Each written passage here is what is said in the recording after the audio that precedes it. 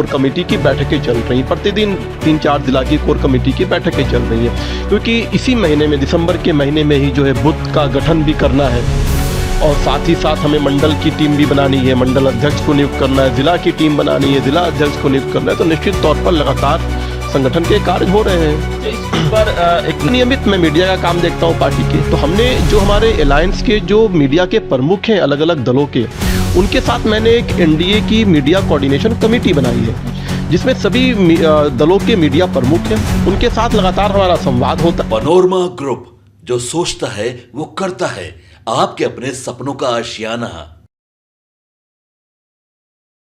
नमस्कार, मैं हूं सागर कुमार, भारत लाइव देख रहे हैं आप देख पा रहे हैं बिहार की राजनीति इन दिनों धीरे धीरे बदल रही है। चुनावी वर्ष है और लगातार हम आपको खबरें दिखा रहे हैं। कल भी हमने भाजपा की खबरें दिखाई कि भाजपा कार्यालय में चहलकदमी तेज हो गई है। जिला कोर कमेटी की बैठकें चल रही हैं।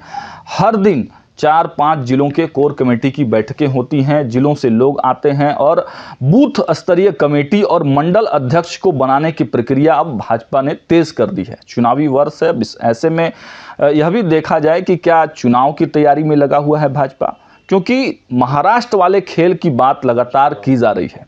कहा जा रहा है कि जदयू कहीं ना कहीं परेशान है और एनडीए में अब नंबर 1 बनने की होड़ मची हुई है। तमाम पॉलिटिकल मुद्दों पर हम बातचीत करेंगे। भाजपा के मीडिया प्रभारी हैं दानिश इकबाल जी। पहले तो सर बहुत बहुत स्वागत है। बहुत धन्यवाद। बहुत बेचैनी में आप लोग लग रहे हैं, लगातार बैठक पे बैठक, कोर कमेटी की बैठक, मंडल अध्यक्ष बनाए जा रहे हैं, क्या कुछ चल रहा है? नहीं, देखिए, आप भाजपा को कवर कर रहे होंगे तो आपको जानकारी होगी कि भारतीय जनता पार्टी चुनाव लड़ने के दूसरे दिन से ही जो है बैठकें, संवाद, प्रवास करती रहती है। भारतीय जनता पार्टी की अपनी संरचनाएं हैं, कार्यशैली है संगठन की, और अभी जो है संगठन का महापर्व चल रहा है।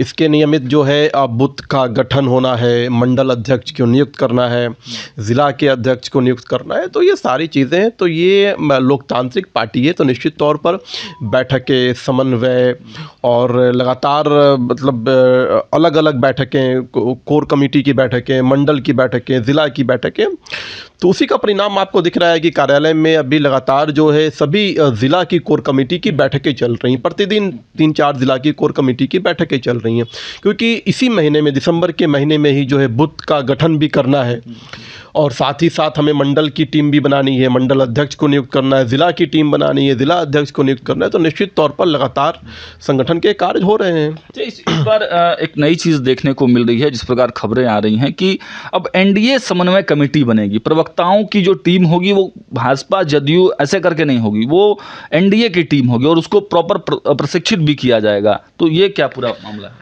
नहीं, देखिए, अभी कुछ दिन पहले आपने देखा होगा कि आदरणीय नीतीश कुमार जी के नेतृत्व में उनके आवास पर, जो हमारे मुख्यमंत्री हैं प्रदेश के, उनके आवास पर जो है एक एनडीए की बैठक हुई थी। और उस एनडीए की बैठक में ये तय हुआ था कि एक एनडीए कोर कमेटी जो है, कोऑर्डिनेशन कमेटी जो है प्रदेश लेवल की बनेगी, जिसका नेतृत्व हमारे प्रदेश अध्यक्ष आदरणीय दिलीप जायसवाल जी कर रहे हैं। लगातार वो जो अलग अलग जो हमारे अलायंस के जो दल हैं, उनके प्रदेश अध्यक्षों के साथ वो संवाद कर रहे हैं, बैठकें कर रहे हैं, और उसी का नतीजा है कि उन्होंने एनडीए को एकजुट किया है, सिर्फ प्रदेश स्तर पर ही नहीं बल्कि बूथ स्तर पर। और उसका नतीजा ये रहा कि अभी जो विधानसभा के उपचुनाव हुए उसमें एनडीए ने चारों की चारों सीट जीती हैं। तो लगातार हमारा प्रयास है कि एनडीए की शक्ति को एकजुट करना और उसको बूथ स्तर तक लेकर के जाना।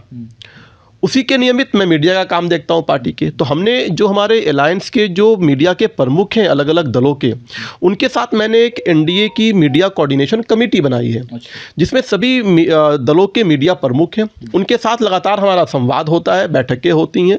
लगातार हम जो हैं उनसे चर्चाएं करते रहते हैं एनडीए की लाइन को लेकर के, कि क्या लाइन होना चाहिए, हम सबका एक लाइन होना चाहिए हमारा किसी भी विषय पर।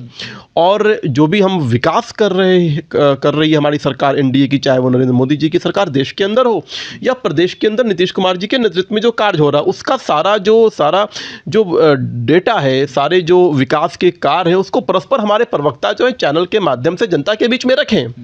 तो इसलिए हमारी कोऑर्डिनेशन कमेटी इन सब चीज़ों पे काम कर रही। अभी हम बहुत जल्द जो हैं सभी जो हमारे मीडिया प्रमुख हैं सभी दलों के, उनके साथ हम बैठक करने वाले हैं और फिर एक एनडीए का मीडिया वर्कशॉप करने वाले हैं, जिसमें सभी हमारे दलों के जिला स्तरीय जो भी मीडिया मीडिया की टीम है पूरे बिहार प्रदेश की, उनका एक दिवसीय वर्कशॉप मीडिया का हम कराएंगे।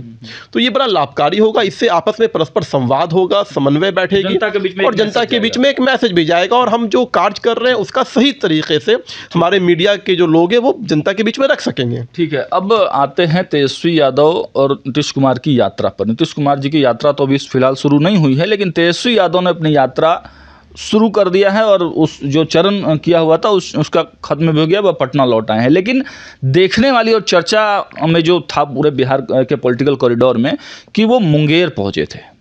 मुंगेर ललन सिंह का गढ़, दोनों डिप्टी सीएम कहें तो उसी क्षेत्र से आते हैं, भाजपा का भी और जदयू का, एनडीए का एक तरफ से वो गढ़ माना जाता है। और पिछले दिनों आप भी मुंगेर में दिखे थे, प्रभारी आपको शायद बनाया गया है वहाँ का। तो क्या कुछ चल रहा है मुंगेर में? आखिर सभी पॉलिटिकल पार्टियां मुंगेर में दौड़ लगा रही हैं, ऐसा क्यों? देखिए, तेजस्वी यादव की यात्रा तो होती रहती है, कभी वो दुबई जाते रहते हैं, कभी विदेश जाते रहते हैं, कभी छुट्टी भी, जो भी यात्रा ही है। और कभी तो यात्रा शुरुआत करते हैं फिर वो स्थगित करते हैं, तो पता नहीं कब शुरू करते हैं कब स्थगित करते हैं, मालूम नहीं उनकी यात्रा के बारे में। और जहाँ तक मुंगेर का सवाल है, मुंगेर में एक शानदार काम हो रहा है। वहाँ के जो सांसद हैं आदरणीय ललन सिंह जी, उनके नेतृत्व में मुंगेर के विकास के कार्य हो रहे हैं। जो सपना है प्रधानमंत्री का और हमारे मुख्यमंत्री नीतीश कुमार जी का कि गली गली तक, क्षेत्र के कोने कोने तक विकास पहुंचना चाहिए, उस विकास को पहुंचाने का काम हमारे सांसद ललन सिंह जी मुंगेर में कर रहे हैं। मुंगेर की कोई भी गलियां, कोई भी सड़कें, कोई भी जो है समस्याएं वहाँ का जो है, उन सब का समाधान के लिए वो तत्पर हैं। लगातार उन्होंने पूरी एक सूची, एक रिपोर्ट बना करके वहाँ के जिलाधिकारी को दी है कि किस किस क्षेत्र में कहाँ कहाँ पे जो है ज़रूरत है रोड के निर्माण की, सड़कों के निर्माण की, सड़कों के चौड़ीकरण की, जहाँ पे कच्ची सड़कें हैं उसको पक्की की जाए, जहाँ पे निकासी की समस्या है उसका समाधान किया जाए। तो मुंगेर की तकदीर और तस्वीर जो है, मुंगेर एक ऐतिहासिक शहर है, मुंगेर बड़ा शहर है और बड़ी वहाँ पे उद्योग भी हुआ करते थे। वहाँ पे मुंगेर एक समय में राजधानी भी रही है, तो मुंगेर का बड़ा अपना एक पृष्ठभूमि रहा है। तो मुंगेर के सांसद जो हैं मुंगेर के लिए बहुत काम कर रहे हैं। और ये बात आप जब वहाँ जाएंगे तो सभी जो दल हैं, उनके जो कार्यकर्ता हैं, मुंगेर की जो जनता है, वो इस बात को कह रहे हैं कि सांसद के माध्यम से जो है लगातार मुंगेर में काम हो रहा है। और जिस प्रकार से ललन सिंह जी काम कर रहे हैं, मुझे पूरा विश्वास है कि 2025 में पूरा का पूरा जो मुंगेर विधानसभा के जो भी जिला के अंदर जो भी विधानसभा 3 या 4 विधानसभा हैं, उन सभी विधानसभा में एनडीए की जीत होगी। तेजस्वी यादव जो है लगातार परेशान है कि से जो है लगातार मुंगेर में काम हो रहा है। और जिस प्रकार से ललन सिंह जी काम कर रहे हैं, मुझे पूरा विश्वास है कि 2025 में पूरा का पूरा जो मुंगेर विधानसभा के जो भी जिला के अंदर जो भी विधानसभा 3 या 4 विधानसभा हैं, उन सभी विधानसभा में एनडीए की जीत होगी। तेजस्वी यादव जो है लगातार परेशान है कि जो है बड़ा काम हो रहा है, सांसद वहाँ पे काम कर रहे हैं, उप मुख्यमंत्री सम्राट चौधरी वहाँ से आते हैं, लगातार वहाँ पे काम हो रहा है। विजय सिन्हा जी जो है लखीसराय से आते हैं, विजय सिन्हा जी लगातार अभी खेल महोत्सव उन्होंने वहाँ पे करवाया है। तो लगातार उस क्षेत्र में काम हो रहा है। तो निश्चित तौर पर है तेजस्वी यादव की बौखलाहट और बेचैनी पहुंचते ही नहीं है, बल्कि वहाँ खानकाह पहुंचकर लालू यादव से बात भी कराते हैं। देखो, खानकाह तो मैं भी गया था। वो खानकाह वाले, वो वहाँ के जो इमाम बुखारी हैं, वो सब हमारे परिवार के लोग हैं। सब लोग जो हैं हमारे साथ हैं। ठीक, समर्थन मिलेगा और निश्चित तौर पर मिलता रहता है। और तेजस्वी यादव तो अपनी दुकान चलाने के लिए जाते रहते हैं। वो तो मुसलमानों को वोट बैंक समझते हैं, तो वोट बैंक समझने के लिए जो है जाते रहते हैं। अपनी राजनीतिक बिरयानी बनाने के लिए वो जो है मुसलमानों का तेजपत्ता की तरह यूज़ करते हैं, और जब खुशबू आ जाती है बिरयानी में, निकाल के तेजपत्ता फेंक देते हैं। यही उनका राजनीतिक फिलॉसफी है मुसलमानों को लेकर के। मुद्दा वो लेकर है ना, 1500 रुपए अब देंगे वो 60 साल से ऊपर वाले। नहीं, देखो, तब देंगे जब वो सरकार में आएंगे। जब उनका वक्त था, जब उनके माता पिता जी इस प्रदेश के अंदर सरकार और शासन में थे, तो एक भी व्यक्ति का भला नहीं किया, एक भी व्यक्ति को जो है आरक्षण देने का काम नहीं किया, एक भी व्यक्ति को जो है विकास की मुख्यधारा में जोड़ने का काम नहीं, किसी समाज के लिए उन्होंने कुछ नहीं किया तो अपने परिवार के लिए किया, अपनी पत्नी अपने बेटे को सेट करने का काम किया। तो ऐसे लोगों को जनता नकार चुकी है। अब सिर्फ और सिर्फ जो है विकास की राजनीति हो रही, चाहे एनडीए के सांसद हो, विधायक हो, मंत्री हो, सब विकास का कार्य कर रहे हैं। चलिए, एक दो सवाल और ले लेंगे फटाफट। मैं छोटी टिप्पणी चाहूँगा। आज कांग्रेस के प्रदेश अध्यक्ष ने पीसी किया है और नीति आयोग का जो रिपोर्ट आया हुआ है उसको दिखाकर कहा कि बिहार हर पैमाने पर फिसड्डी साबित हो रहा है। आखिर कैसा विकास कर रहे हैं नीतीश कुमार? नहीं, ये तो उनको पूछना चाहिए कि जब वो लालू प्रसाद यादव के साथ सरकार में थे, शासन में थे 15 साल, तो उस समय का बिहार का विकास क्या था और आज का विकास क्या है। आप कंपेयर कर लें कि 15 साल पहले का विकास और आज का विकास, तो आपको मालूम चल जाएगा। बिहार को लालू प्रसाद यादव ने इतना पीछे ले जाने का काम किया है कि ये 20 साल भी नीतीश कुमार जी की सुशासन की सरकार जो है वो भी उसको भी मैनेज करने में कम पड़ रहा है। तो समय लगेगा, बिहार सभी पायदान पे अव्वल नंबर पे आएगा, समय लगेगा। लेकिन जिस प्रकार से बिहार की तकदीर और तस्वीर को बदलने का काम किया नीतीश कुमार जी के नेतृत्व में, जिस प्रकार से सुरक्षा का विषय हो, इंफ्रास्ट्रक्चर का विषय हो, पुल सड़कें का विषय हो, बिजली का विषय हो, लाजवाब है।